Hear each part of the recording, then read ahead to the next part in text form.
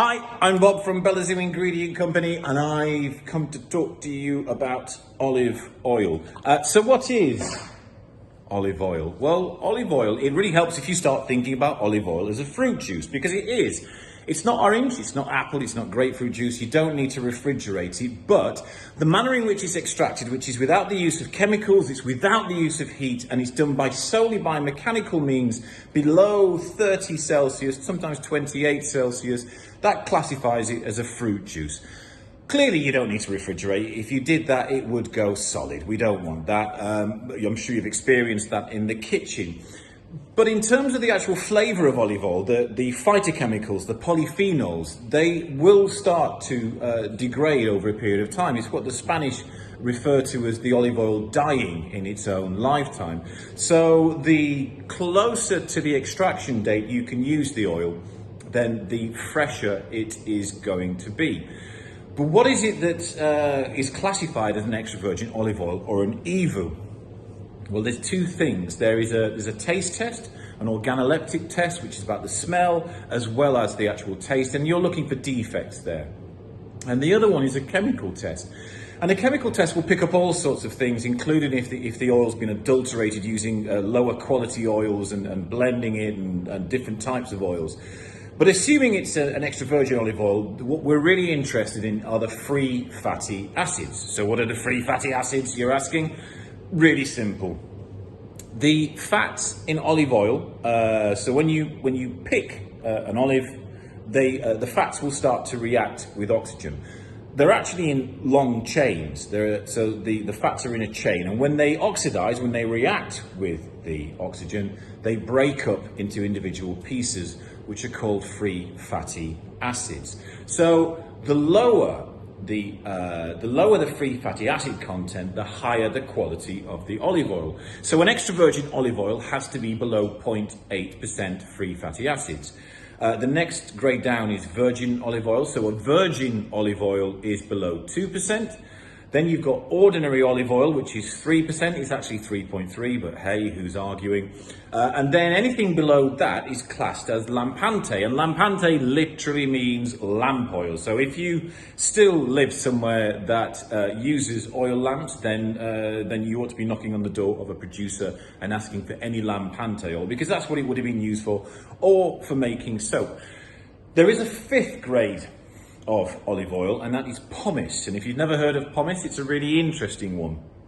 About a third of all supermarket shelves are devoted to pomace oil, but they call it light, L-I-T-E or L-I-G-H-T. And sometimes they blend it with a really good oil, and sometimes they don't. And sometimes they will call it pomace oil. You tend to find that in cans on the shelves in supermarkets. But what is it? Well, at the end of extraction, you have got what they call the pomace cake, which is the skin, the flesh, the stone, and there's still about 8% of that is olive oil. And there are companies that will buy these off you, they'll take it away, they soak it in hexane, which is a petroleum-derived chemical.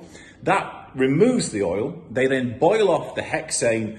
You're left with a brown sludgy liquid, and then they refine that liquid and you end up with pomace oil. Colour-wise, you'll notice on a supermarket shelf, it tends to be like a strawy, yellowy colour. It tends not to be green, unless they blended it with olive oil. Is it good for you?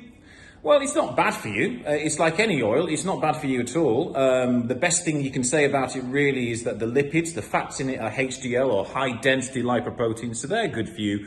But because of the severity of that process it's been through, it has none of the flavour, the aroma, and none of the healthy properties of a good extra virgin olive oil. It's simply a functional oil for frying. And on that note as well, actually, as chefs, there is a big myth that goes around about the smoke point of olive oil, and it drives me absolutely mad.